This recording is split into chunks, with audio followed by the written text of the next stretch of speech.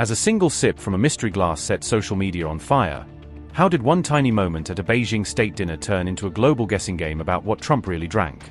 With cameras rolling at a high-stakes dinner with Xi Jinping, why did a famously teetotal Trump lift a sparkling drink to his lips at all? And what was really inside that flute? When one glass, one grimace and one thank you were caught on tape, how did the internet lose control so fast, spinning everything out of control?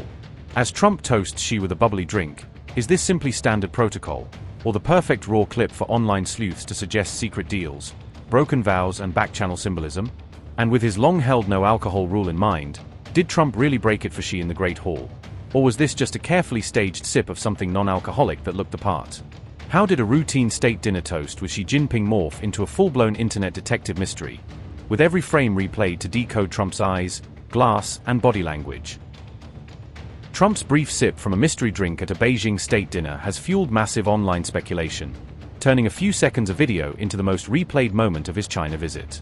On May 14th, the US president raised a tall flute glass during a state dinner with Xi Jinping, joining the room in a formal toast under the glare of palace lights and global TV cameras.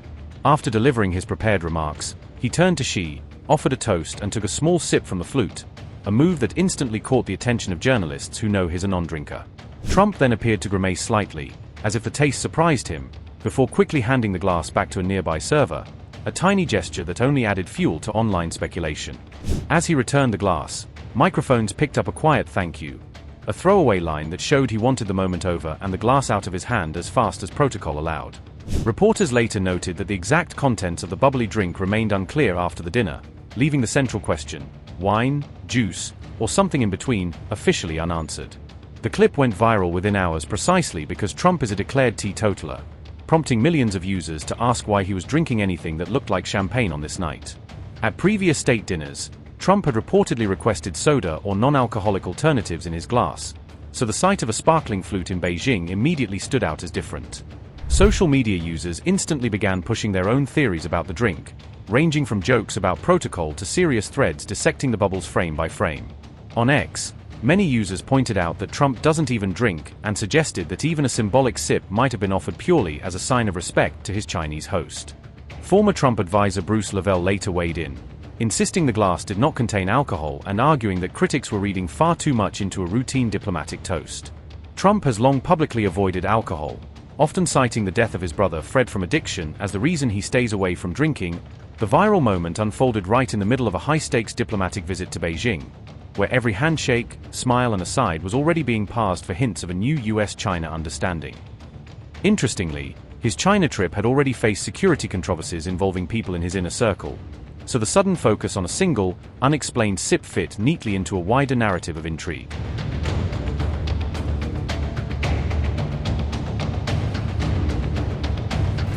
Officials from the Trump administration faced a series of security hiccups during their high-stakes visit to Beijing on May 14th, underscoring the strict controls in place around the summit.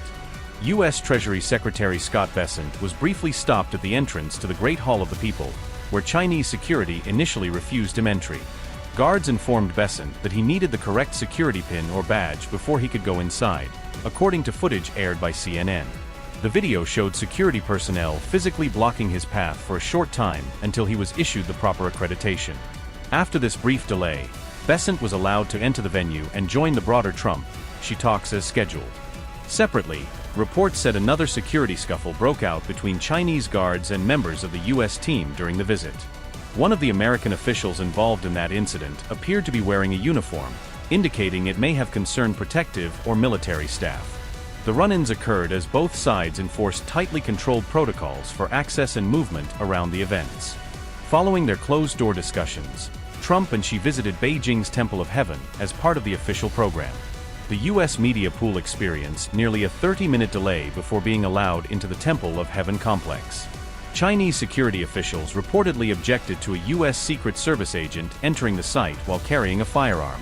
Journalists on the scene said American and Chinese officials then held a long, intense discussion over security access and weapons.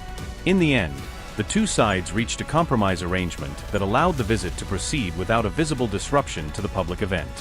Trump's trip also triggered online debate within China about a particular member of the U.S. delegation, reflecting heightened public interest in the visit. Rubio was sanctioned by China in 2020 during a period of sharp deterioration in USA-China relation, with Beijing seeking to punish Washington officials it saw as driving a more confrontational approach. He was sanctioned twice, first for his hardline or hawk stance toward China, and then for criticizing Beijing's crackdown on Hong Kong's pro-democracy movement. The sanctions came after China imposed a sweeping national security law on Hong Kong in 2020, which Beijing framed as necessary to restore order after months of large-scale anti-government protests. Beijing said the law was needed to prevent secession, terrorism, and foreign interference, arguing it protected Hong Kong's security within the one country, two systems framework. Critics accused Beijing of using the law to crush political dissent and silence opposition, turning Hong Kong into a more tightly controlled space.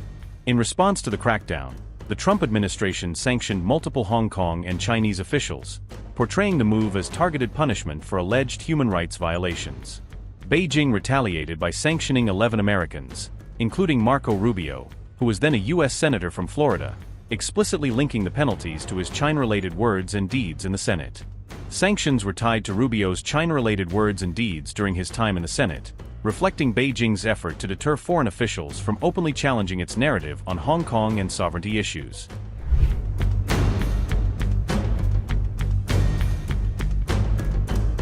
China helped the U.S. with a technical loophole to allow Trump's top diplomat to enter the mainland, showing that strategic diplomacy can temporarily relax the application of individual sanctions.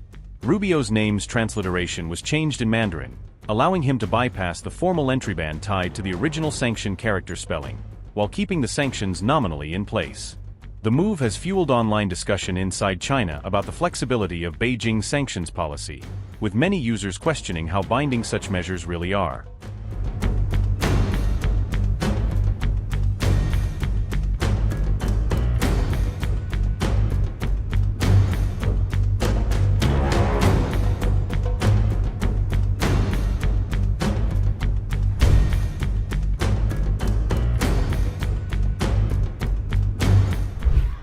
Donald Trump was greeted with a grand welcome ceremony in Beijing on May 14, with Chinese authorities rolling out a high-profile red carpet reception for the visiting U.S. president. China rolled out the red carpet for the U.S. president, with the People's Liberation Army conducting a tightly choreographed military march as part of the arrival ceremony. Subsequently, in the Great Hall of the People, Trump and Xi Jinping began their bilateral summit, holding high-level talks on trade, technology, regional security, and the broader U.S.-China relationship.